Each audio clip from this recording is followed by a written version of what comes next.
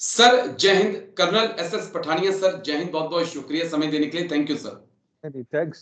It's a pleasure to interact with you always, Rajesh. Thank you very much. Thank you sir, आपने इतना कीमती समय दिया। दरअसल अग्निवीर के मुद्दे पर मैंने आपके साथ बातचीत करनी थी।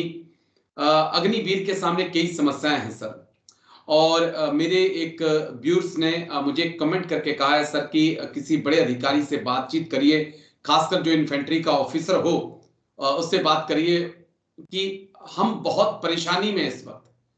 पहले तो हमें 30 दिन की छुट्टी मिलती है, दूसरे जवानों को 90 दिन की छुट्टी मिलती है जो परमानेंट हो चुके हैं।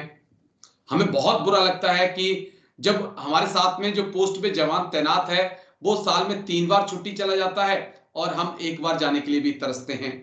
और बोला अब तो इंतहा पार हो गई, क्योंकि अब 2.5-3 साल बाद हमारी पोस्टिंग आई है, तो तमाम जो जवान परमानेंट सोल्जर होते हैं उनको ब्रेक जर्नी मिल रही है 8-10 दिन की, और हमारे से उस ब्रेक जर्नी को भी छीन लिया गया है। तो सर ये हो क्या रहा है एक आर्मी के अंदर? मतलब आप इतना डिफरेंस दो सोल्जर में पैदा कर देंगे कि एक को छुट्टी 90 दिन और दूसरे को छुट्टी 30 दिन। एक को ब्रेक जर्नी मिलेगी जब वो पोस्टिंग जाएगा, दूसरे को सीधा ट्रंक उसके सर पे लाद दोगे और बोलोगे जाके जाके तो वहां पर रिपोर्ट कर दे। तो ये हो क्या रहा है सर? देखो राजेश, अगर हम बात करते हैं कंसेप्ट अग्निवीर जब लाया था तो बहुत लोगों ने इसकी आलोचना की थी। ये कंसेप्ट जो है वो कंसेप्ट ही गलत है।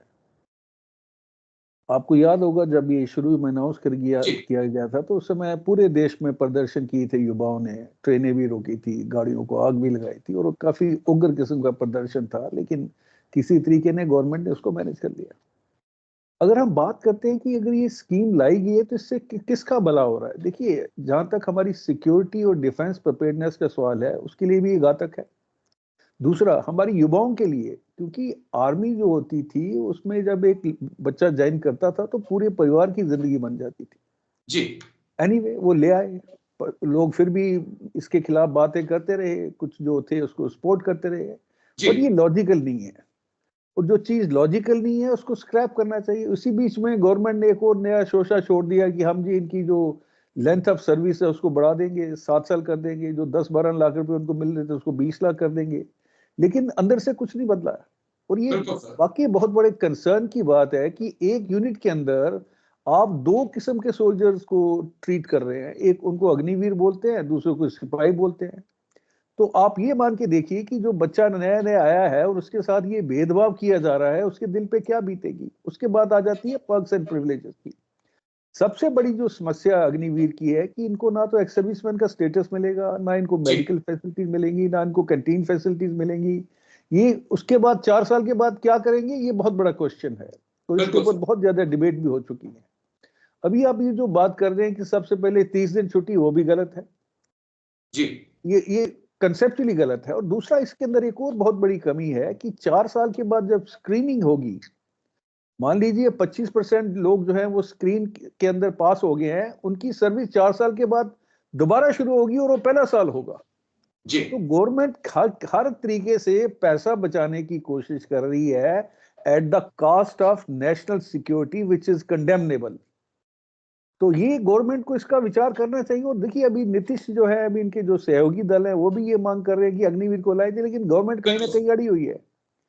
अभी अगर हम ये बात करते हैं ब्रेकिंग जो टाइम ब्रेक या जर्नी।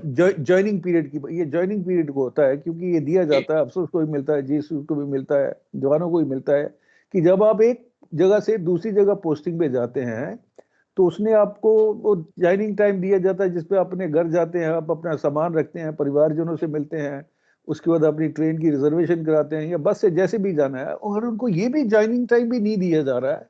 तो ये एक हद है भेदभाव की जिसको गवर्नमेंट को इसका संज्ञान लेना चाहिए। और गवर्नमेंट को संज्ञान कौन देगा? वो ड्यूटी है फौज के जो लोग कार्यरत हैं, सेवारत लोग हैं। क्या उनको ये पता नहीं चल रहा है? और अगर पता चल रहा है तो क्या वो चुप लगा के क्यों बैठे हुए हैं? तो ये मैं भी इससे अभी मैं आपसे बात कर रहा हूँ, I am feeling very concerned about it. It's a very sad thing and government must do something about it. और हमारे जो आर्मी चीफ है मैं उनसे भी रिक्वेस्ट करूंगा कि काइंडली लुक इनटू दिस। एक ही परिवार के अंदर दो किस्म के सोल्जर जो हैं या एक यूनिट जो हमारा परिवार होती है वो ना पैदा करें। और बाकी अभी आपकी गवर्नमेंट की पॉलिसी है कि भाई इनको परमानेंट करते हैं या इनको जी। अलग कर देते हैं। ये काफी दुख की बात है। ये तो चलो गवर्नमेंट का डिसीजन है, लेकिन मैं बहुत सहमत हूं सर इस बात से कि इस मुद्दे को आला अधिकारियों को रेज करना चाहिए कि इतना ज्यादा अगर भेदभाव होगा तो इसका इम्पैक्ट सोल्जर्स के माइंड पर भी पड़ेगा, उसके काम पर भी पड़ेगा। कल को ये जो अग्निवीर हैं परमानेंट सोल्जर्स को कहेंगे कि भैया आप आगे जाओ, है ना, हर पैसा आपको ज्यादा मिल रहा है, छुट्टी आपको ज्यादा मिल रही है, ब्रेक जर्नी आपको मिल रही है, सैलरी आपकी ज्यादा है, तो ये जो काम है उसको आप करिए, हम तो पीछे हैं ही, हम वेलफेयर में भी पीछे हैं तो काम में भी पीछे हैं फिर। नहीं, ये हो रहा है, ये शुरू हो चुका है। ये हम इसको विजुलाइज नहीं कर सकते हैं, ये बहुत जगह से ये रिपोर्टें मिल रही हैं कि अग्निवीर जो है वो अपना डिसेंट किसी ना किसी तरीके से शो कर रहे हैं। पर सवाल ये है कि क्या हमारा देश, जो इस समय चाइना पाकिस्तान के ट्विन थ्रेट के साथ अभी तीसरा थ्रेट भी आ गया है, वो है बांग्लादेश का, बिल्कुल सर। तो क्या हम इस तरह की जो पॉलिसीज है उनको एक्सेप्ट कर सकते हैं? और आर्मी के अंदर हमारे जो बैठे हुए आला अधिकारी, वो गवर्नमेंट से डिमांड क्यों नहीं करते हैं? देखिए, एक सोल्जर को तैयार करने में कम से कम 6 या 7 साल लगते हैं, बिल्कुल सर, और आप बिल्कुल 4 साल बाद उसको बाहर कर देते हैं। उसके बाद उसका क्या होगा? बड़ी कंप्लेनें आ रही है, लोग जिनसे अपनी लड़कियों की शादी भी नहीं कर रहे हैं, ये भी बड़ी जगह सुनने में आया है। तो उस बच्चे का फ्यूचर क्या है, वो आगे क्या सोच के, मोटिवेशन देखिए उसकी जो कितनी लो होगी। और ऐसी चीजें जो है, नेगेटिविटी जो है राजेश, वो सबसे ज्यादा हिट करती है और बहुत जोर बिल्कुल से सर। हिट करती है। तो अगर इन लड़कों के अंदर ये आ रहा है कि हमारे साथ भेदभाव किया जा रहा है और गवर्नमेंट कर रही है या आर्मी कर रही है, तो हमें इसका पूरी तरह से सीरियसली संज्ञान लेना पड़ेगा और इसको दूर करना पड़ेगा। जितनी जल्दी ये विसंगति दूर होगी, उतना ही देश की सुरक्षा और हमारे युवाओं के लिए अच्छा होगा। हाँ सर, क्योंकि ये बहुत बड़ी अहम चीज है जो आपने भी कही कि छुट्टी कम होना बहुत बुरा लगता है सर, बहुत बुरा लगता है। जब हमारे साथ में ही कोई होता था जिसने पूरी छुट्टी काट ली है 90 दिन और हमें 60 ही दिन छुट्टी मिली है, तो हमें याद है कि हमारे दिल पर क्या बीतती थी। अ, फिर अगर सैलरी में भी भेदभाव है, अब ये ब्रेक जर्नी वाला भी इशू आ गया, ये भी एक कंसर्निंग है। लेकिन मेरा एक पॉइंट है, हम टॉप लीडरशिप में भी आर्मी की, एयरफोर्स, नेवी की एक खामोशी सी देख रहे हैं सर अग्निवीर को लेकर। ऐसा लगता है कि सब है कि ठीक है, गवर्नमेंट ने फैसला ले लिया तो अच्छी बात है, अब हमें इसी के साथ चलना है।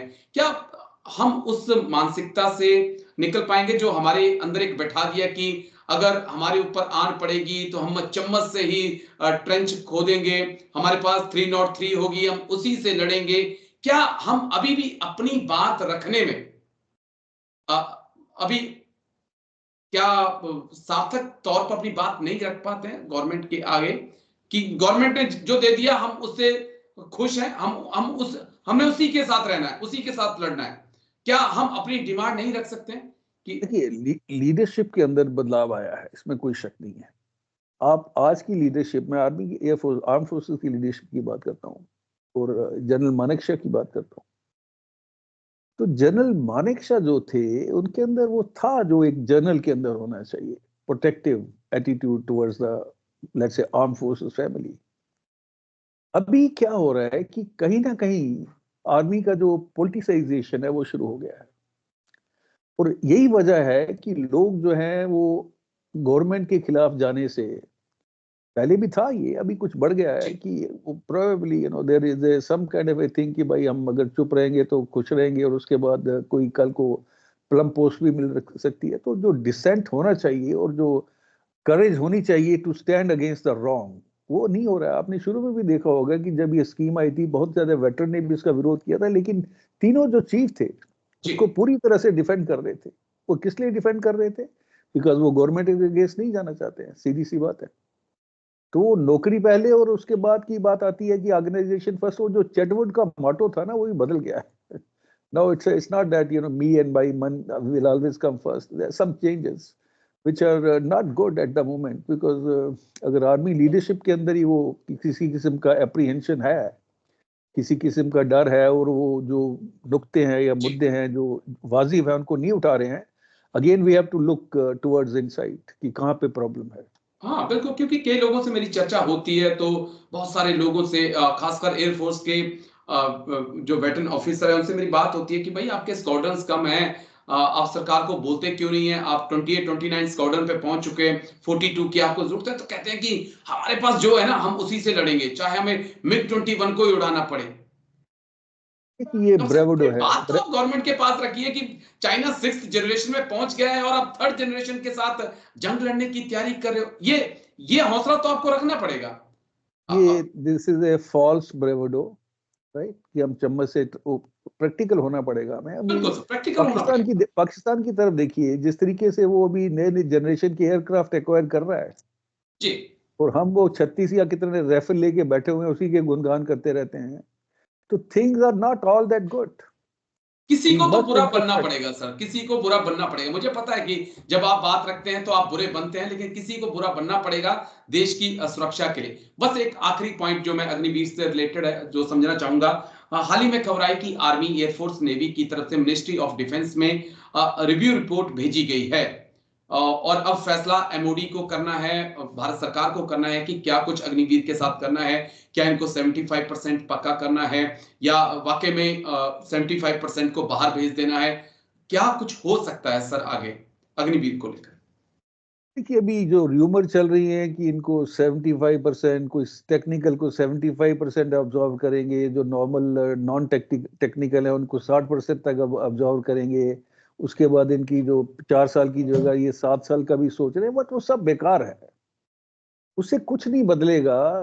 पैसा अगर बचाना मेन मुद्दा है तो उसके लिए और बड़े तरीके हैं, लेकिन आप अपनी जो नेशनल सिक्योरिटी के साथ अगर कंप्रोमाइज कर रहे हैं पैसा बचाने के लिए, जी, और यूक्रेन का एग्जांपल आपने देख लिया कि क्या हो रहा है, तो हमें अपनी सुरक्षा और खासकर हमें ये भी देखना है कि हमारे जो इमीडिएट नेबर है वो हॉस्टाइल है अभी। बिल्कुल सर। तो ये बाकी प्रायोरिटीज को छोड़ के, पॉलिटिक्स को छोड़ के, हमें जो जो भी गवर्नमेंट है उसको ये संज्ञान लेना पड़ेगा कि नेशनल सिक्योरिटी के आगे सब बेकार है, जी, और इसके लिए फंड्स एलोकेशन करें और ये अग्निवीर स्कीम को जितनी जल्दी हो सकता है उसको स्क्रैप करें। चलिए, आई होप ऐसा होगा, लेकिन बड़ी अहम बातें आज सर आपने कही हैं और ये बड़ा चिंता का कंसर्न है। एक अग्निवीर भाई का आया था मेरे पास मैसेज, उनका आया सर कि इस पर बात करिए क्योंकि ये बहुत बड़ी समस्या है। हम पोस्टिंग जा रहे हैं लेकिन हमारे को ब्रेक जर्नी नहीं मिल रही है, छुट्टी हमारी ऑलरेडी कम है, लेकिन उम्मीद है कि इंडियन आर्मी ऑफिसर्स जो बड़े-बड़े ओहदों पे बैठे हैं वो जरूर सोचेंगे, भारत सरकार इसके बारे में जरूर विचार करेगी। लेकिन शुक्रिया colonel SS Pathania Shaurya Chakra, thank you बहुत-बहुत राजेश। शुक्रिया। Thank you sir, thank you sir. Bye bye.